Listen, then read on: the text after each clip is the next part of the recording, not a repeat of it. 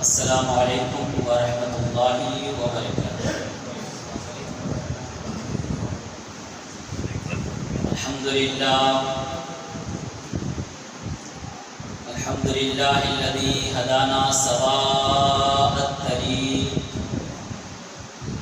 وجعل لنا التوفیق خیر رفیق، والصلاة والسلام علی من ارسلہ ہدی ہوا بالاہتداء حقیق، ونورا بہ الاقتداء یلیق، والصلاة والسلام علی صحابہ الذین سعدوا فی معارج الحق بالتحقیق، وسعدوا فی مناہج الصدق بالتصدیق، اما بعد فاعوذ باللہ من الشیطان الرجیم، بسم اللہ الرحمن الرحیم۔ قال اللہ تبارک و تعالی فی القرآن العظیم والفرقان الحمید، قل بفضل اللہ وبرحمتہ فلیفرحوا، وقال اللہ تبارک و تعالی فی مقام آخر، وما ارسلناک الا رحمۃ للعالمین۔ صدق اللہ العلی العظیم، وبلغنا رسولہ النبی الامین الکریم، ونحن على ذلك لمن الشاهدين والشاكرين، والحمد لله رب العالمين، آمین آمین بجاہ سید المرسلین۔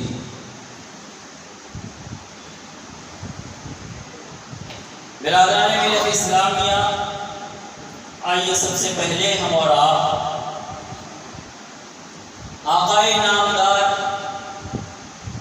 مدینے کے تاجدار، دونوں عالم کے مالک و مختار، ہم غریبوں کے غم گسار، سید الابرار، رحمت للعالمین، شفیع المذنبین، راحت العاشقین، جان عالمین، طٰہٰ اور یاسین، فخر آدم و بنی آدم، مالک رکاب امم، نازش لوح و قلم، مسند نشین عرش اعظم، سراپا کرم ہی کرم، جناب احمد مجتبیٰ محمد مصطفیٰ صلی اللہ تعالی علیہ وسلم کی بارگاہ پرانوار میں جھوم جھوم کر درود پاک پڑھے۔ اللہم صلی علی سیدنا شفیعنا حبیبنا مولانا محمد، بارک وسلم صلاۃ دائما کثیرا یا رسول اللہ صلی اللہ علیہ وسلم۔ وہ حدیث پاک بڑی ہی مشہور و معروف ہے، آقا علیہ الصلوۃ والسلام کا فرمان عظمت نشان ہے کہ اللہ کے کچھ مخصوص فرشتے زمین پر گھومتے رہتے ہیں، ان کو سیاحین کہا جاتا ہے، اور وہ ایسے لوگوں کو اور ایسی محفل کو تلاش کرتے ہیں جہاں رسول اللہ صلی اللہ علیہ وسلم پہ درود پاک پڑھا جاتا رہتا ہے۔ جو شخص سرکار مدینہ کی بارگاہ میں درود پاک پڑھتا ہے، اس کا نام اور اس کے باپ کے نام کے ساتھ سونے کے قلم سے چاندی کے کاغذ پر لکھ کر کے فرشتے سرکار کی بارگاہ میں پیش فرماتے ہیں، اور سرکار اپنے غلاموں کے سلام کا جواب بھی مرحمت فرماتے ہیں۔ اور وہ بھی حدیث مشہور ہے کہ سب سے بڑا کنجوس وہ شخص ہے جس کے سامنے میرا ذکر کیا جائے اور وہ مجھ پہ درود نہ پڑھے۔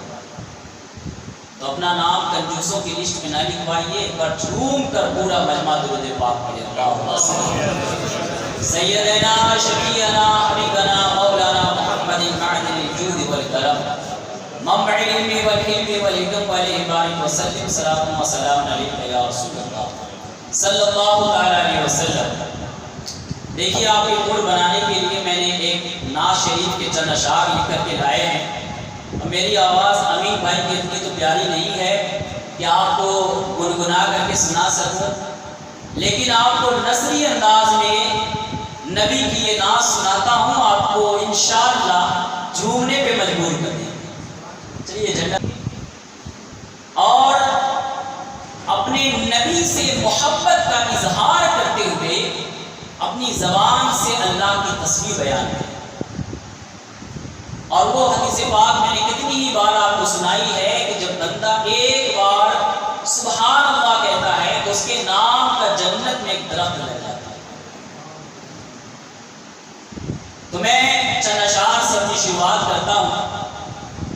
شاعر کہتا ہے جو سب سے مقدس ہے وہ نام محمد ہے صلی اللہ علیہ وسلم، جو سب سے مقدس ہے وہ نام محمد ہے، اللہ کا بندوں پر انعام محمد ہے۔ ماشاءاللہ دو لوگوں کو سمجھ میں آیا، دو لوگ سبحان اللہ بولے، اس کا مطلب دو لوگوں کو سمجھ میں آیا۔ دیکھیے بھائی یہاں کوئی بڑا چھوٹا نہیں، امیر غریب نہیں، تمہیں بیمار ہے، تکلیف میں ہے، پریشانی ہے، نیند آ رہی ہے، اس سے مطلب نہیں، سرکار کی محفل میں بیٹھے ہو، ذرا ان کے غلام بن کر کے بیٹھے۔ یہاں سب برابر ہے، کوئی بڑا نہیں کوئی چھوٹا نہیں، سب برابر ہے، اس لیے سب بھول جاؤ اور یہاں ذرا غلامی کا ثبوت دے کر کے سب بولو سبحان اللہ۔ جو سب سے مقدس ہے وہ نام محمد ہے، اللہ کا بندوں پر انعام محمد ہے، اور اوقات کے ہونٹوں پر لمحوں کی زبانوں پر، اوقات کی ہونٹوں پر لمحوں کی زبانوں پر ہر صبح محمد ہے، ہر شام محمد ہے، ہر صبح محمد ہے، ہر شام محمد ہے، اور بازار محبت میں تیار ہوں بکنے کو۔ بولیے بازار محبت میں تیار ہوں بکنے کو، دنیا کو بتا دو بس دام محمد ہے، دنیا کو بتا دو بس دام محمد ہے۔ اور کہا ہم اپنے تعلق سے کچھ اور نہیں کہتے، ہم اپنے تعلق سے کچھ اور نہیں کہتے، آغاز محمد ہے انجام محمد، آغاز محمد ہے انجام محمد ہے۔ اور کہا کہ کبھی زمین کبھی آسمان خوشبو دے، بولیے سبحان اللہ، کبھی زمین کبھی آسمان خوشبو دے، ہو تیرا ذکر تو سارا جہان خوشبو دے، اور کمال عشق ہے لفظ و بیان خوشبو دے، میں تیرا نام لوں تو زبان خوشبو دے، میں تیرا نام لوں تو زبان خوشبو دے، اور قدم قدم پہ حدیثوں کی رہنمائی ہے، قدم قدم پہ حدیثوں کی رہنمائی ہے، قدم قدم پر تیرا بیان خوشبو دے، قدم قدم پر تیرا بیان خوشبو دے، اور نزول رحمت، نزول رحمت ہر دم ہے پیارا ذکر جمیل، مکی بیان کرے تو مکان خوشبو، مکی بیان کرے تو مکان خوشبو دے۔ دیکھیے دوستو ماشاءاللہ آپ زندہ نظر آ رہے ہیں، الحمدللہ زندہ نبی کے ماننے والے، زندہ نبی کے ماننے والے زندہ نظر آتے ہیں۔ مردوں کی محفلیں دن میں مردے نظر آتی ہے، بچے ڈھول نگاڑے کے ساتھ مسجد کے سامنے ناچتے رہیں لیکن ان میں مردگی رہتی ہے۔ اللہ تعالیٰ نے قرآن میں ان کو مردہ کہا، چاہے اچھل رہے ہیں، کود رہے ہیں، ڈھول بجا رہے ہیں، نگاڑا بجا رہے ہیں، مسجد کے سامنے جھنڈے پھیلا رہے ہیں، نعرے لگا رہے ہیں، لیکن اللہ نے ان کو مردہ کہا۔ ہم زندہ نبی کے ماننے والے ہیں، اگر سوئے بھی ہیں تو زندہ، بیٹھے بھی ہیں زندہ، تو چل بھی رہے ہیں زندہ، محفل میں بھی زندہ، مکان میں بھی زندہ، دکان میں بھی زندہ، اور وقت پڑے تو ہر مجاہد میدان میں بھی زندہ۔ نسبت والے ہیں، یہ سب نسبت کا اثر ہے، ہماری نسبت ہے رسول اعظم سے، بولو سبحان اللہ۔ نسبت کا اثر ہے، اس رات کو نسبت ملی تو یہ رات فضیلت والی ہو گئی، جس ذات کو نسبت ملی وہ ذات افضل ہو گئی۔ صدیق کو نسبت ملی تو صداقت زندہ ہو گئی، بولو سبحان اللہ۔ عمر کو نسبت ملی تو عدالت زندہ ہو گئی، عثمان کو نسبت ملی تو سخاوت زندہ ہو گئی، علی کو نسبت ملی تو عدالت، حسن کو نسبت ملی تو لیاقت زندہ ہو گئی، حسین کو نسبت ملی تو شہادت زندہ ہو گئی، بلال کو نسبت ملی تو محبت زندہ ہو گئی، صحابہ کو نسبت ملی تو صحابیت زندہ ہو گئی، تابعی کو نسبت ملی تو تابعیت زندہ ہو گئی، ولی کو نسبت ملی تو ولایت زندہ ہو گئی، ارے غوث کو نسبت ملی تو غوثیت زندہ ہو گئی، خواجہ کو نسبت ملی تو خواجگیت زندہ ہو گئی۔ یہ زندگی یہ نسبت کی وجہ سے ہے، ہم اور آپ نسبت والے ہیں تبھی تو بڑی قسمت والے ہیں، نسبت والے ہیں تبھی تو بڑی قسمت والے ہیں۔ اور مومن کو جاگنے اور جگانے کے لیے اللہ نے اس دنیا میں بھیجا ہے۔ یہ محفل بھی اس لیے منعقد کی گئی ہے کہ آپ جاگو۔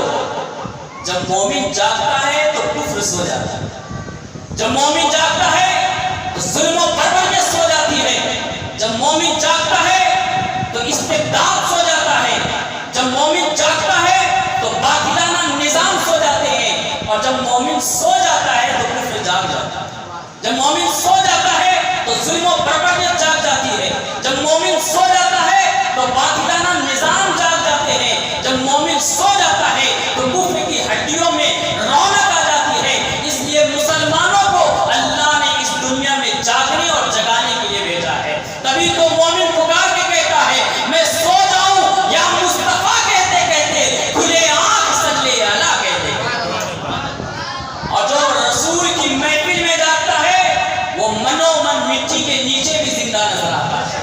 کوئی سوئی قسمت والا اس کے بارگاہ کرم میں پہنچ جائے تو اس کی سوئی قسمت بھی جاگ اٹھتی ہے۔ اگر سویا مقدر لے کے کوئی اس آستانہ کرم پر چلا جائے تو اس کا سویا مقدر بھی جاگ جایا کرتا ہے۔ یہ جاگنے اور جگانے کے لیے اللہ تعالیٰ نے ہمیں ایسی راتیں عطا فرمائی۔ یہ جشن عید میلاد النبی اللہ کا احسان، اللہ کا فضل، اللہ کی رحمت کا نام ہے۔ آج ایک شاہ صاحب پوچھ رہے تھے کہ حضرت آج کیا ٹاپک ہے، آج کیا موضوع ہے؟ میں نے بولا کہ صاحب رسول کی محفل میں اور کوئی ٹاپک ہو ہی نہیں سکتا ہے، بولیے رسول کی محفل جشن عید میلاد النبی کی محفل ہے تو کیا میں آپ کو طلاق کا مسئلہ سمجھاؤں گا، وراثت کا مسئلہ سمجھاؤں گا؟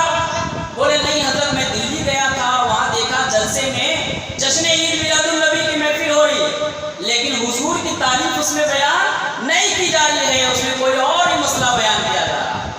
تو میں نے بولا کہ جو عشق سے خالی ہوتا ہے اس محفل میں رونق نہیں ہوتی ہے۔ اگر نام جشن عید میلاد النبی ہے تو اس محفل میں نام صرف رسول اللہ کا لیا جائے گا، ان کی تعریف بیان کیے جائیں گے، ان کی سیرت بیان کی جائے گی، ان کا کردار بیان کیا جائے گا، ان کی گفتار بیان کی جائے گی، ان کا رفتار بیان کیا جائے گا، ان کا حسن بیان کیا جائے گا، ان کا مسکرانا بیان کیا جائے گا، ان کا سونا بیان کیا جائے گا، ان کا جاگنا بیان کیا جائے گا، ان کا صحابہ بیان کیا جائے گا، تاکہ اپنوں کے دلوں میں نبی کی محبت پیدا ہو اور غیروں کے دلوں میں بھی رسول اللہ کی محبت پیدا ہو۔ میں نے دیکھا ایک صاحب کہہ رہے تھے کہ یہ تیسری عید آپ کہاں سے لے آئے؟ شاعر ہیں، انہوں نے بڑا خوبصورت اس کا جواب دیا ہے۔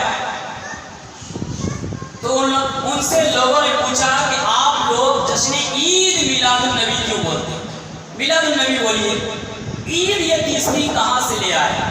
ابھی تو دلیل بعد میں نہیں، انشاءاللہ قرآن کی آیتوں سے۔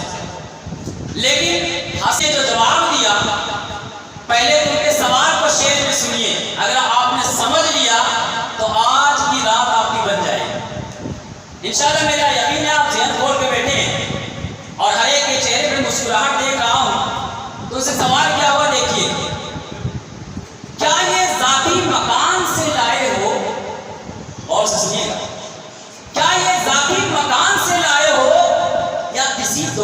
سے لائے ہو؟ کیا یہ ذاتی مکان سے لائے ہو یا کسی دکان سے لائے ہو؟ تم کو دی تھی خدا نے 2 ہی عیدیں، تم کو دی تھی خدا نے 2 ہی عیدیں، تیسری تم کہاں سے لائے ہو؟ تیسری تم کہاں سے لائے ہو؟ یہ سوال تھا. تو انہوں نے جواب کیا دیا، ذرا سنیے. رحمت عالمی سے لائے ہیں. بولو، رحمت عالمی سے لائے ہیں، لا مکہ کے مکی سے لائے ہیں.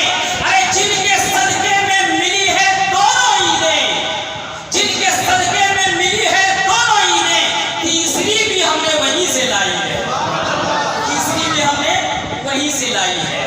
میرے دوستوں اور بزرگوں، اللہ رب العزت کا اتنا بڑا احسان اور کرم ہے.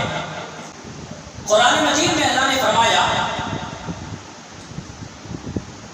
وَمَا أَرْسَلْنَاكَ إِلَّا رَحْمَةً لِّلْعَالَمِينَ. اے محبوب، ہم نے آپ کو نہیں بھیجا لیکن دونوں جہان کے لیے رحمت بنا. یہاں پہ دونوں جہان سے مراد ساری کائنات ہے. صرف انسانوں کے لیے رحمت نہیں ہے میرے نبی، جناتوں کے لیے بھی رحمت ہے. بولو سبحان اللہ. صرف جناتوں کے لیے ہی نہیں میرے نبی، فرشتوں کے لیے بھی رحمت ہے. فرشتوں ہی کے لیے نہیں بلکہ میرے نبی جنت کی حوروں کے لیے بھی میرے نبی رحمت ہے. زمین کے لیے میرے نبی رحمت ہے، آسمان کے لیے میرے نبی رحمت ہے. دریا، سمندر، پہاڑ، پیڑ پودے، یہ کہکشائیں، یہ گیلیکسی، یہ ساری کائنات جو ہماری نگاہوں میں ہے اور جو ہماری نگاہوں میں نہیں ہے، ان تمام کے لیے اللہ نے اپنے نبی کو رحمت بنا کر دیا. اور قرآن مجید میں کیا فرمایا اللہ نے؟ قل بفضل اللہ وبرحمتہ فلیفرحوا. محبوب، آپ فرما دیجئے کہ اللہ کے فضل اور اللہ کی رحمت پر خوشیاں مناؤ. فلیفرحوا، فرمایا فلیفرحوا. اے محبوب، آپ فرما دیجئے کہ اللہ کی رحمت اور اللہ کے فضل پہ کیا کرو؟ کیا کرو؟ خوشیاں مناؤ. اس پہ اللہ کی رحمت اور اللہ کے فضل. پہلی آیت میں نے کیا تلاوت کی؟ وَمَا أَرْسَلْنَاكَ إِلَّا رَحْمَةً لِّلْعَالَمِينَ. محبوب، ہم نے آپ کو دونوں جہاں کے لیے رحمت بنا کے بھیجا. اب ذرا بتاؤ، اللہ نے کہا تمہیں کوئی رحمت ملے، کوئی فضل ملے تو خوشیاں مناؤ. آپ مناتے بھی ہیں نا، بیٹا پیدا ہوا خوشی ہوتی ہے، نوکری لگ گئی خوش ہوتے ہیں، اچھا کاروبار چل گیا خوش ہوتے ہیں، اچھا نمبر آ گیا خوش ہوتے ہیں، باڈی بنا لی تو خوش ہوتے ہیں. خوش ہوتے ہیں کہ نہیں؟ کوئی بھی رحمت ملتی ہے تو کیا بیٹھ کے روتے ہیں؟ آپ خوش ہوتے ہیں نا بھائی. اب مجھے بتاؤ، اپنے سینے پہ ہاتھ رکھ کے مومنوں، کلمہ پڑھنے والوں، ایمان رکھنے والوں، اللہ کے سامنے سجدہ کرنے والوں، قرآن کو حق ماننے والوں، دل پہ ہاتھ رکھ کے بتانا، کیا اس پوری کائنات میں میرے نبی سے بڑی کوئی رحمت، کوئی نعمت ہے؟ ذرا بتائیے، آپ ذرا بتائیے، کیا میرے نبی سے بڑھ کے، میرے آقا سے بڑھ کے آپ کے لیے کوئی نعمت ہے؟ لا یؤمن احدکم حتی اکون احب الیہ من والدی وولدی والناس اجمعین. جب تک تم مجھ سے، ماں سے، باپ سے، بیٹے سے، بیٹی سے، اولاد سے زیادہ محبت نہ کرنے لگو، تمہارا ایمان کامل نہیں ہو سکتا. اس لیے اپنے ماں باپ سے، اپنی اولاد سے بڑھ کر کے اپنے نبی سے محبت کرنے والے کا ایمان کامل ہے. سب سے بڑی نعمت اللہ کی نعمت. اچھا دیکھیے، خوشیاں منانے کا حکم اللہ نے دیا. خوشی منانے کے طریقے کئی ہوتے ہیں. ہر ملک کا، ہر سماج کا، ہر ایریے کا الگ الگ طریقہ ہوتا ہے. ہمارے بہار میں جو رسم و رواج ہے آپ کے کرناٹک میں نہیں ہے. شادی کے ہو چاہے موت کے ہو، موت کو تو الحمدللہ تھوڑا بہت آپ لوگوں نے رہنے دیا مسلمانوں نے ہر جگہ، لیکن شادی میں سارا رسم و رواج کسی اور سے لیا ہے. وہ معاملہ ہر جگہ کا الگ الگ ہے. یوپی ہو، بہار ہو، ہریانہ ہو، راجستھان ہو، کرناٹک، تمل ناڈو، سب کا الگ الگ ہے. خوشی منانے کے طور طریقے الگ الگ ہوتے ہیں. مسلمان، ایک ایمان والا، کلمہ پڑھنے والا خوشی کا جو طریقہ قرآن بتا دے اس سے بہتر اور کوئی نہیں ہو سکتا۔ اللہ تعالیٰ نے ہمیں 4 طریقے قرآن میں خوشی منانے کے عطا فرمائے۔ قرآن مجید میں اللہ تبارک و تعالیٰ نے فرمایا وَاذْكُرُوا نِعْمَتَ اللَّهِ عَلَيْكُمْ، تم پر جو اللہ کی نعمت ہے اس کو یاد کرو۔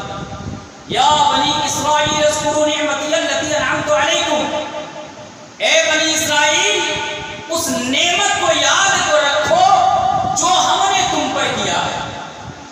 فرعون کیا کرتا تھا؟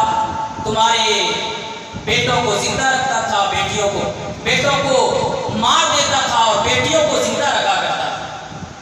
اس کو کسی نے بتایا تھا کہ تمہاری سلطنت میں ایسا بچہ پیدا ہونے والا ہے جو تیری حکومت ختم کر دے گا۔ اس نے کہا جو لڑکا پیدا ہو بنی اسرائیل میں اس کو قتل کر۔ لیکن اللہ تعالیٰ نے حضرت موسیٰ علیہ السلام کی حفاظت فرمائی اور فرعون کے گھر میں یوں کی پرورش کا انتظام فرمایا۔ اور اس کے بعد جب بڑے ہوئے، نبوت کا اعلان کیا، لوگوں نے ایمان لایا، بنی اسرائیل ایمان لائے، فرعونیوں نے انہیں مارنا چاہا، کاٹنا چاہا، لشکر لے کے دوڑے تو یہ دریائے نیل کی طرف بھاگے۔ اس وقت دریائے نیل کاٹے مار رہا تھا، بالکل بھرا ہوا تھا۔ اللہ کے حکم سے اس پہ ڈنڈا مارا، عصا مارا، بالکل سیدھا راستہ ان کو مل گیا۔ اپنے لوگوں کو لے کر حضرت موسیٰ نکل گئے۔ فرعون آیا، راستہ خالی دیکھا، جانے لگا، اللہ نے حکم دیا، پانی مل گیا، ڈوب کے مر گئے۔ اللہ نے کہا اے بنی اسرائیل یاد رکھنا اس نعمت کو جو ہم نے تم پر کیا ہے۔ کیا کرنا ہے؟ اس کو یاد رکھنا، اس کو نعمت یاد رکھنا کہ اللہ نے تم پہ کیا نعمت دی۔ تمہیں اولاد عطا فرمایا، تمہیں جسم دیا، تمہیں آنکھ دی، تمہیں سوچنے کے لیے دماغ دیا، سننے کے لیے کان دیے، سانس لینے کے لیے تمہیں ناک دیا، بولنے کے لیے زبان دی، تمہارا جسم بنایا، ماں باپ دیے، اولاد دیے، دولت دیا، پیسہ دیا، رزق دیا، ہوا، فضا، دریا، سمندر، پانی، ساری چیزیں اللہ نے دی۔ اس کو یاد رکھنا، بھول مت جانا۔ دنیا کا کوئی انسان تمہیں کچھ نہیں دے سکتا، دینے والی ذات صرف اور صرف اللہ کی ہے۔ اللہ ہی تمہاری مشکلیں دور کرتا ہے، اللہ ہی تمہیں موت و حیات دیتا ہے، اللہ ہی تمہیں اولاد دیتا ہے، اللہ ہی تمام چیزوں کا مالک و مختار ہے۔ اس بات کو بھولنا نہیں۔ تو ایک طریقہ کیا ہو گیا بھائی؟ نعمت کو یاد رکھنا، یہ ہے کسی نعمت کا شکریہ یا کسی نعمت کے ذکر کا طریقہ، اس کو یاد رکھنا۔ اور دوسرا اللہ تعالیٰ نے فرمایا وَأَمَّا بِنِعْمَتِ رَبِّكَ فَحَدِّثْ، اپنے رب کی نعمت کا خوب خوب چرچا کرو۔ سبحان اللہ، نبی سے بڑھ کے کوئی نعمت نہیں ہے۔ اب خوب خوب چرچا کرو۔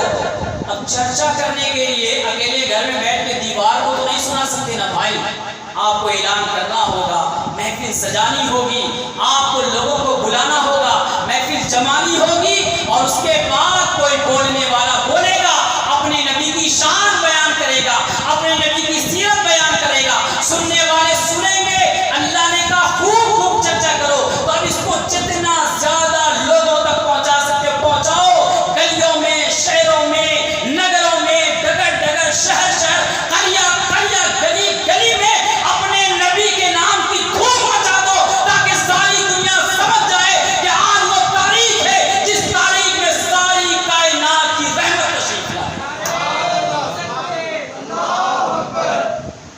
پورا لگا آدھا لگا کے شرما کے پانی پینے کا ایک موقع نہیں ملتا۔ وہ کل کے واسطے انرجی بچا کے رکھتے نہیں، کل پورا انرجی وہ جلوس میں نکالنا بول کے آج تھوڑا ٹھنڈا رکھیں گے۔ تو اللہ نے کیا کہا؟ اپنے رب کی نعمت کا خوب خوب چرچا کر۔ اب چرچے کے طریقے الگ الگ ہیں، کوئی جلسے سے کر رہا ہے، کوئی جلوس سے کر رہا ہے۔ ہونا تو یہ چاہیے کہ امت کے اندر اتحاد کا جیتا جاگتا ثبوت دینے کے لیے تمام اختلافات کو مٹا کر کے بلا تفریق مسلک، بلا تفریق مذہب، بلا تفریق مشرب، تمام اختلافات کو بھلا کر کے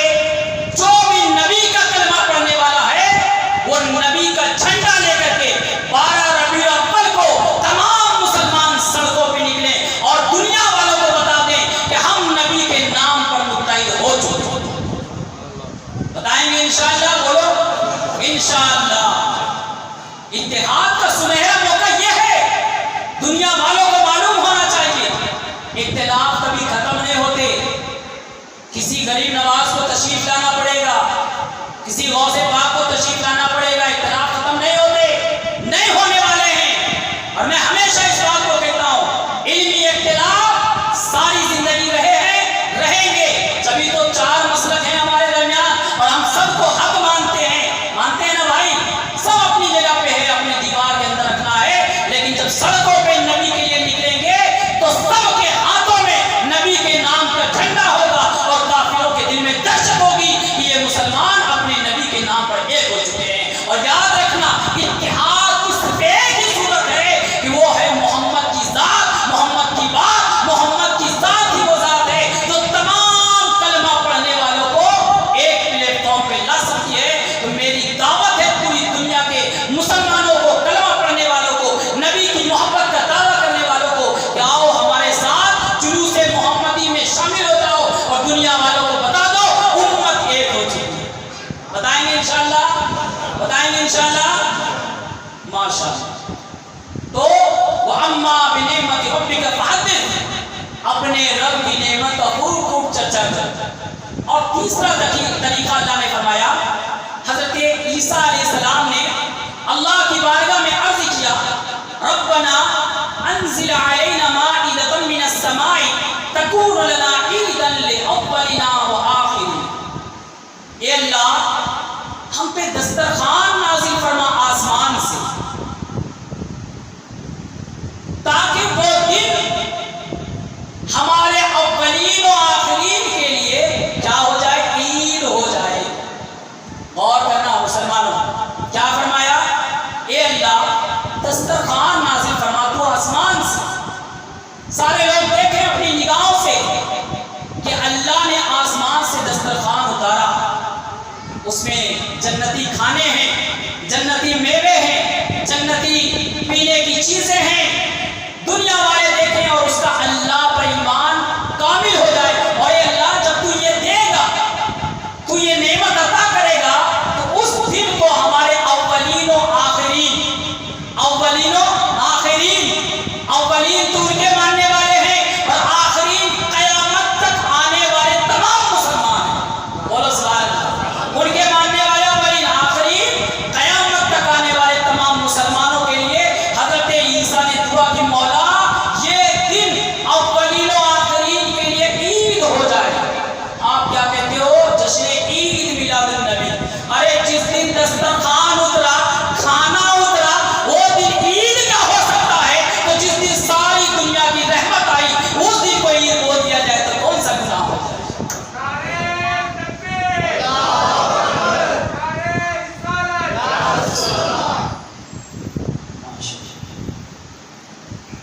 تو اللہ نے فرمایا تیسرا طریقہ عید کا اللہ تعالیٰ نے یہاں سے ثبوت عطا فرما دیا۔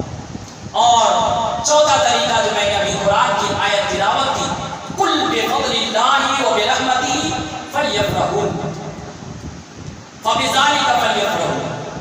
اللہ کی رحمت، اللہ کے فضل پر خوب خوب خوشیاں مناؤ، لازم ہے کہ خوشیاں مناؤ۔ اللہ تبارک و تعالیٰ نے ان تمام طریقوں سے ہمیں اللہ کے نبی کے آنے کی خوشیاں منانے کا حکم عطا فرمایا۔ میرے دوستوں اور بزرگوں، اللہ تبارک و تعالیٰ نے پیارے نبی صلی اللہ تعالیٰ علیہ وسلم کے بعثت کے مقصد کو قرآن میں ایک جگہ بیان کیا۔ ہم میلاد منانے والے ہیں، منائیے، خوشیاں منائیے، خوب جھومیے، اللہ کے نبی کی ذکر کی محفل قائم کیجئے، درود پاک پڑھیے، سرکار کے بارگاہ میں بے شمار درود پڑھیے، جلوس کی شکل میں، جلسوں کی شکل میں، نعت کی شکل میں، بیان کی شکل میں، جس انداز میں ہو اپنے نبی سے محبت کا اظہار کیجئے۔ لیکن اللہ نے نبی کو بھیجنے کا جو مقصد بیان فرمایا ہے، تو کیا ہم اس پہ عمل نہیں کریں گے؟ عمل کریں گے نا بھائی؟ اب بولو گے کہ آپ کی حضرت بولنے والے تھے کہ نماز پڑھنے بول جاتے گھر سے آنا، یہ تو میلاد نہیں ہوتا ہے نا، وہ تو پڑھنا ہی ہے پانچوں وقت، کسی مسلمان کے اوپر معاف نہیں ہے نماز۔ ٹینشن نہ لے کہ میں ایسی بات جیسے تمہید مانتا ہوں بہت سارے لوگوں کے چہرے پہ میں دیکھ لیتا ہوں کہ حضرت کیا ہی بولنے والے ہیں۔ اللہ تعالیٰ نے جو کہا کسی ہم جیسے مولوی نے نہیں، رب نے جو فرمایا وہ میں آپ کے سامنے بیان کر رہا ہوں۔ مسلمانوں کے اندر ایک پسماندگی ہے، ایک احساس ایک کمتری ہے جو مسلمانوں میں عام طور پر آج پیدا ہو گئی ہے۔ یاد رکھو، اسلام کو ماننے والے، قرآن کو ماننے والے، محمد عربی کو ماننے والے، میدان بدر کا نقشہ ذہن میں رکھنے والے، کربلا کا نقشہ ذہن میں رکھنے والے دنیا کی کسی طاغوتی طاقت سے نہیں ڈرتے، کسی بھی دنیا کی طاغوتی طاقتوں سے نہیں ڈرتے ہیں۔ ڈرنے کا کام صرف اللہ سے ہے، اس کے علاوہ مومن کسی سے نہیں ڈرتا۔ وقتی طور پہ اونچ نیچ ہوتے رہتے ہیں، حالات اوپر نیچے ہوتے رہتے ہیں، لیکن ایک مومن کو گھبرانا نہیں ہے، ہمیشہ اللہ پر یقین رکھنا ہے کہ جس ذات نے اسلام کو اتارا ہے، جس ذات نے محمد عربی کو بھیجا ہے، جس نے قرآن بھیجا ہے، وہ اللہ ہر وقت امت پہ رحم کرتا ہے، کرم کرتا ہے، ماں سے 70 گنا زیادہ پیار کرتا ہے۔ وہ ہمیں یوں ہی نہیں چھوڑ دے گا، ہمیں اس کی بارگاہ میں لو لگانے کی ضرورت ہے۔ اللہ نے فرمایا هو الذی ارسل رسولہ بالہدی ودین الحق لیظہرہ علی الدین کلہ ولو کرہ المشرکون۔ وہی ہے جس نے رسول کو بھیجا ہدایت دے کر کے اور دین حق دے کر کے، تاکہ وہ تمام دین پر غالب آ جائے، اگرچہ کافروں کو یہ بات پسند نہ آتی ہو۔ ہر مسلمان کا، ایمان والے کا مقصد ہونا چاہیے کہ ہمارے کردار سے، ہمارے اعمال سے، ہمارے افعال سے، ہمارے طور طریقے سے، ہمارے رہن سہن سے، ہمارے چال ڈھال سے دنیا والوں کو پیغام ملے کہ محمد کون ہے، محمد کا پیغام کیا ہے، میسج کیا ہے، یہ دنیا والوں کو ہمارے کردار سے معلوم ہونا چاہیے۔ یہ کیا کہ دنیا والوں نے داڑھی منڈائی، آپ نے بھی منڈا دی، اس نے پینٹ شرٹ انگریزوں کا چڑھایا، آپ نے بھی چڑھا لیا، اذان ہوتی رہی، گھر میں بیٹھے رہے۔ یہ کیا ہے کہ آپ نے اپنے قرآن کی تعلیمات کو بھلا دیا، یہ کیا ہے کہ رسول کی سنتوں سے منہ موڑ لیا، یہ کیا ہے کہ دین کی تہذیب پر، اسلام کے تمدن پر آپ کو فخر کرنا چاہیے، وہاں پہ آپ قسم فرسی کے حالت میں، احساس کمتری کے عالم میں ہے۔ آپ کو اسلام کے، مسلمانوں کے ہر بات پہ فخر ہونا چاہیے، پراؤڈ فیل کرنا چاہیے۔ آپ احساس کمتری کے شکار ہو گئے، غیروں کا طریقہ اپنا لیا، غیروں کے نقش قدم پر چل گئے، جبکہ آپ کے لیے آپ کے رسول کی زندگی بہترین آئیڈیل ہے، بہترین نمونہ حیات ہے۔ کسی اور کی طرف دیکھنے کی ضرورت نہیں، اپنے نبی کی سیرت کو اپنا لو، ساری دنیا انشاءاللہ آپ کو مانے گی اور اسی نقش قدم پر چلنے کی کوشش کرے۔ اور بہت سی باتوں کو آدمی لفظوں کا روک دے، وقت بہت کم ہے۔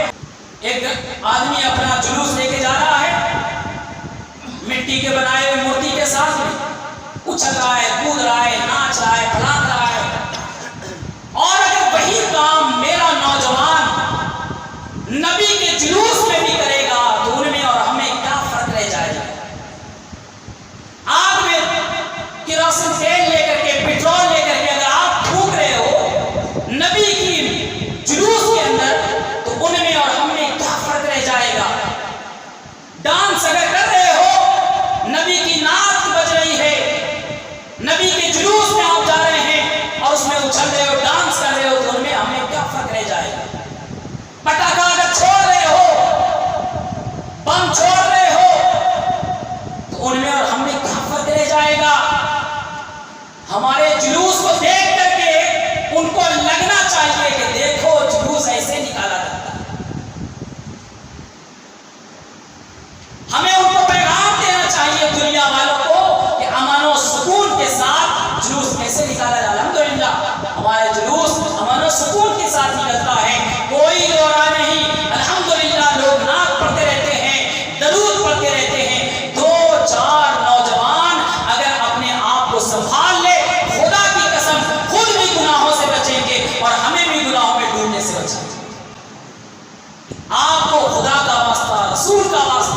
اپنے ماں باپ کا واسطہ خدا کے گھر میں بیٹھ کر کے کہہ رہا ہوں، بحیثیت عالم آپ کو قرآن کا واسطہ دے کے کہہ رہا ہوں کہ اگر آپ دنیا آخرت کی بھلائی چاہتے ہو، جلوس محمدی کی بے حرمتی کبھی نہ کرنا، ورنہ دنیا میں بھی ذلیل ہوگے اور آخرت میں بھی اللہ تم سے پوچھے گا کہ میرے نبی کے جلوس کو تم نے کیسے بے حرمتی کی۔ کبھی اللہ معاف نہیں کرے گا۔ پٹاخہ چھوڑو گے، آگ جلاؤ گے، ہلڑ بازی کرو گے، اللہ معاف نہیں کرے گا۔ کسی اور کا نہیں، ساری کائنات کے رحمت کے جلوس میں جا رہے ہو، رحمت کا نمونہ بن کے جانا ہے۔ جائیں گے انشاءاللہ، جائیں گے ادھر سے کونے سے، بولو بھائی نوجوانوں، جائیں گے سب انشاءاللہ اچھے سے، انشاءاللہ امید ہے، کیونکہ یہ سب کلمہ پڑھنے والے ہیں، سب مسلمان ہیں۔ کبھی نہ کبھی ان کے دل میں یہ بات آتی ہے کہ موت جوانی نہیں دیکھتی ہے، بڑھاپا نہیں دیکھتی ہے، کوئی عمر کا تقاضا نہیں، امیر غریبی نہیں دیکھتی ہے، کسی کوئی موت آ جائے گی، اللہ کے نبی کے جلوس کی بے حرمتی کر کے ہمیں دنیا سے نہیں جانا۔ کہنے کے لیے بات بہت ساری تھی۔ اللہ تبارک و تعالی ہم سب کو تمام چیزوں پر عمل کرنے کی توفیق عطا فرمائے، ہمیں جہاں پر میلاد منانے کی توفیق عطا فرمائے وہیں پہ نماز ادا کرنے کی بھی توفیق عطا فرمائے، جہاں پر اللہ جلوسوں کو آباد کرنے کی توفیق عطا فرمائے وہیں پہ اللہ ہمیں مسجدوں کو بھی آباد کرنے کی توفیق عطا فرمائے، اور مسجد کی بددعا سے اللہ تعالیٰ پورے محلے والوں کو بچائے کہ جو لوگ اذان کے وقت میں ادھر ادھر بیٹھے رہتے ہیں، نماز چھوڑ دیتے ہیں بغیر کسی مجبوری کے، مسجد کی بددعا سے اللہ ایسے لوگوں کو محفوظ اور معمون رکھے۔ اللہ ہمیں بلاؤں سے، آسمانی زمینی تمام بلاؤں سے اللہ ہمیں بچائے رکھے۔ عید میلاد النبی کی دھوم ساری دنیا میں بہترین انداز میں شرعی تقاضوں کے ساتھ منانے کی توفیق رفیق عطا فرمائے۔ سرکار کا میلاد، سرکار کی محفل ہر جگہ یوں ہی ادب و احترام سے ہمیشہ ہمیں بھی اور ہماری نسلوں کو بھی انشاءاللہ یوں ہی مناتے رہنے کی توفیق رفیق عطا فرمائے۔ جو غلطیاں ہوئی ہو اللہ اس کو معاف فرمائے، جو کچھ بیان کیا گیا اللہ تبارک و تعالیٰ اس کو اپنی بارگاہ میں قبول فرمائے۔